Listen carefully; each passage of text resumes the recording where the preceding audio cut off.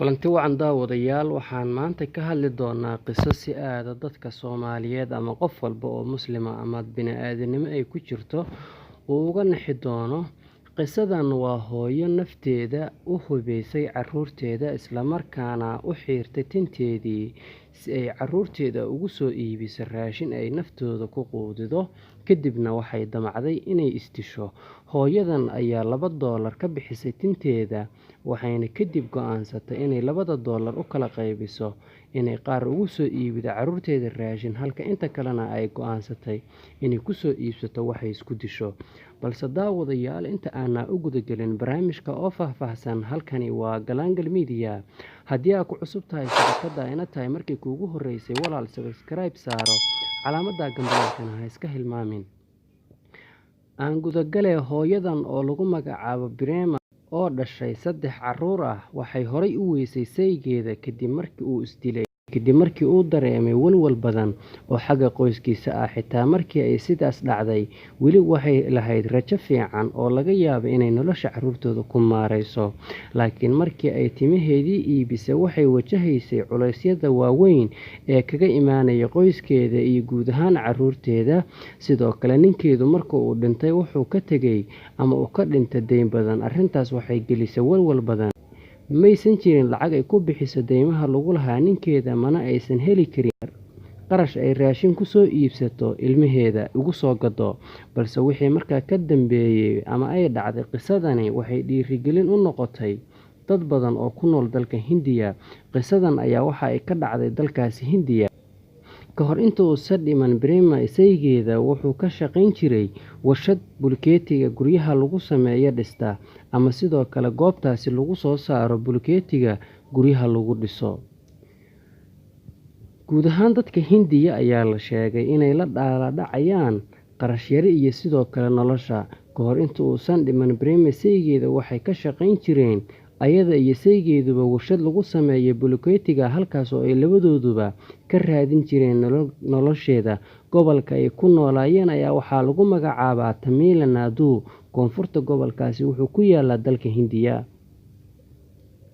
Waxay halkaas ka soo saaran jireen quuduldaruuriga noloshooda iyo maaraynta carruurtooda, waxayna rajaynayeen inay halkaas ka abaabulaan warshad samaysa bulkeetiga. Wuxuuna arrintan ninkeedu ku dhaqaaqay, isla markaana uu soo iibsaday ama soo deynsaday matiiriyo badan oo laga samayn lahaa warshadaasi si ay halkaas noloshooda ugu maareeyaan, carruurta qoyskoodana ay ugu dabartaan.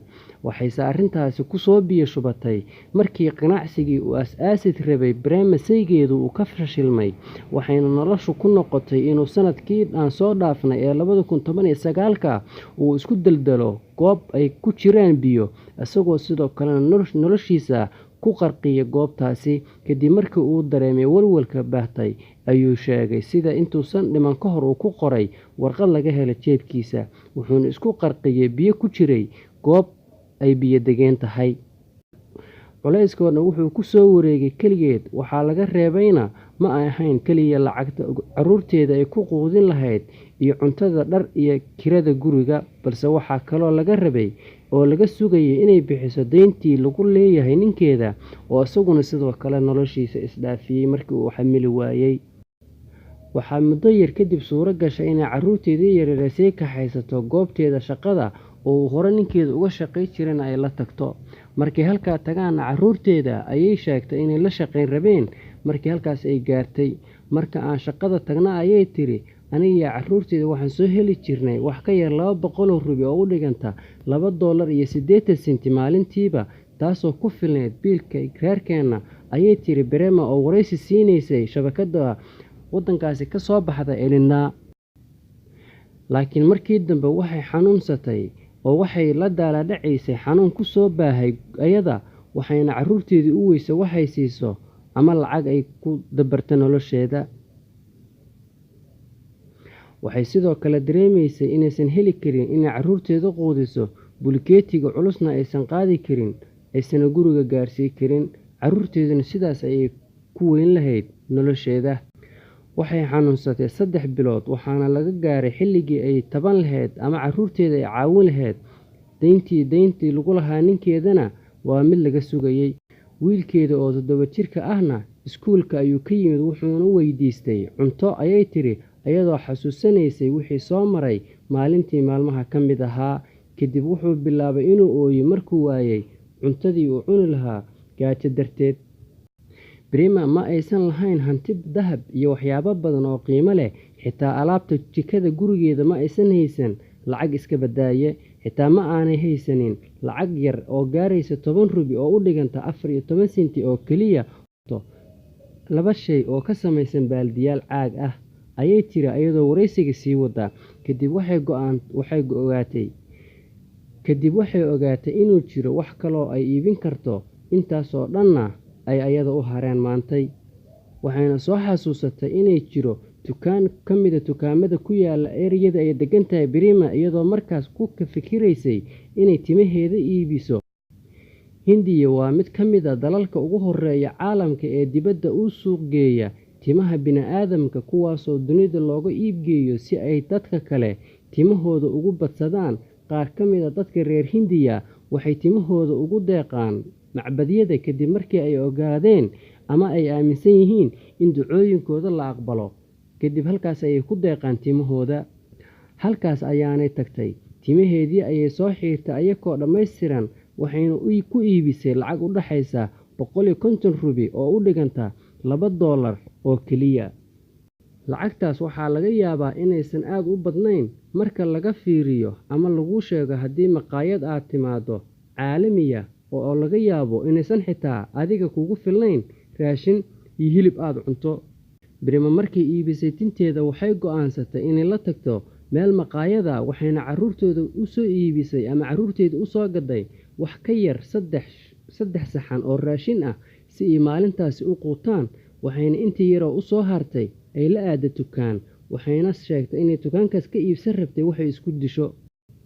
3 saxan ay soo iibsatay midkiiba wuxuu joogaa 20 rubi, waxayna geeyay carruurteeda ayay tiri si ay naftooda ugu dabaraan ama ay u cunaan maalintaas. Prima waxay ogeyd in aysan waxba ku filnayn, maalmaha kalena ay soo socdaan oo dhib badan, maadaama lacagtaasi ay ku fileed maalintaas oo keliya. Wax yaroo u soo haray waxay la aaday dukaan ay ka rajaynaysay inay ka waxay isku disho, laakiin ninkii dukaanka lahaa wuxuu dareemay inay ku dhaqaaqi rabto fal xun, wuxuuna u diiday wax kasta oo ay rabtay inay ka iibsato dukaankaas. Prima waxay ku laabatay guriga iyadoo ka fikiraysa wax kale oo ay isku disho, khatarta nolosheedana ay ku dhaafiso, maadaama carruurteedii baahan halkan yaalaan, ninkeediina uu ka dhintay gaajo darteedna oo isku dilay markii uu bixin waayay qarashaadkii lagu yeeshay. Nasiib wanaag waxay badbaadisay oo u timid walaasheed oo dariskeeda ahayd, kadibna markii ay la soo kulantay waqti fiican. Kadib maalmo yar kadib, ciwaanadii ay baahiday xad-dhaafka ahaa oo ay ku qortay walaasheed baraha bulshada waxay ku soo caawiyay dad badan oo dunida dacaladeeda kala jooga. Nin lagu magacaabo Balmurgan ayaa maqlay xaaladda ay ku jirto Prima, wuxuuna u sheegay saaxiibadiis dhowr qof oo ka mid ahaa kana mid ah dadkii warshadda ka shaqaynayay, isla markaana ogaa inuu hore saygeeda u dhintay haweeneydan. Isla markii wuxuu soo xasuustay sida ay qoyskiisii ugu dhibaatoodeen xaalad noocan oo kale ah. Balaa wuxuu yaqaanaa sida uu farqiga u dhaxeeyo dadka dabaqadda sare ku nool iyo dadka faqiirada ah. 10 sano ayay qoyskiisu ku dhacday cunto la'aan. Hooyadiis waxay iibisay buugaagtoodii hore, waraaqo wargeysyo iyo laakiin dukumiintiyo kale oo muhiim u ahaa si ay noloshooda ugu maareeyaan. Kadib walwal badan awgiis, balan hooyadiis oo nooleed gobolka Ateer waxay go'aansatay inay iibiso iyada iyo carruurteedana disho, laakiin go'aankeedii waxaa ku sababay ama uu bedelay carruurteeda, maadaama ay carruurteedu u sheegeen inaysan isdilin, sidoo kalena noloshu ay isbedeli doonto. Waxayna ku qanciyeen inay badbaado, balse hooyadiis arrintaas kama aysan ogolaan oo way isdishay maalmo yar kadib. Bilaa wuxuu hadda ku jiraa nolol aad ugu faqiirnimada uu ku soo koray. Kadib markii dhowr sano uu dadaalayay, wuxuu suurto gashay inuu farqi ka baxo, wuxuuna saameyntiisa shirkadeed uu hadda leeyahay isagu kumbuyuutarada kuwa cilad bixiya softweerada, sidoo kalena sawirada ayay naqshadaysaa. Haddana wuxuu helay fursad uu ku caawinayo xaaladiisa oo kale dad soo maray Balaa wuxuu sheegay in Bremer sida uu ku soo koray wuxuuna ku dhiirigeliyey inaysan isdilin sidoo kalena aysan niyad jabin. Isaga iyo saaxiibadiis Bromo waxay wadajir u caawiyeen hooyadan dhibaataysan ee u dhalatay dalka Hindiya, waxayna ku soo ururiyeen maalmo gaaban gudahood lacag u dhaxaysa $6,000 Mareykanka ah, waxayna ku wareejiyeen xaaskii uu ka dhintay saygii hore, isla markaana hadda la dhacaysa nolosha. Laakiin waxay diiday Bremer inay sii socoto caawintaasi kadib markii ay sheegtay in waxay hadda haysato ay ku filan yihiin. Hadda Bremer iyo carruurteediiba waxay ku nool yihiin nolol aad u sarreysa, waxayna heleen caawinaad. Waxaan ka baran karnaa fariintan iyo kuwa la midka ahba in dadka dhibaataysan la caawiyo si noloshooda loo badbaadiyo. Magaalada Muqdisho waxaa dhowr maalin ka hor ku dhintay 3 carruur ah xaafad ka mid ah magaalada Muqdisho, gaar ahaan Kaxshiqaal, maadaama aysan haysan waxay cunaan. Arrintaasna waxay ahayd arrin lala yaabo, ayadoo dadka reer Muqdisho ay malaayiin yihiin. Ilaahay waxaan ka baryaynaa inuu carruurteena iyo qoyskeennaba noo barakeeyo, risaq xalaalana na siiyo. Waad ku mahadsantahay daawashada muuqaalkaaga, iyo haddii aad la socotaba, haddii aad ku cusub tahay channelkana Galaangal Media subscribe saaro si aad ula socoto muuqaalada iyo barnaamijyada aan ku baahinaa halkan.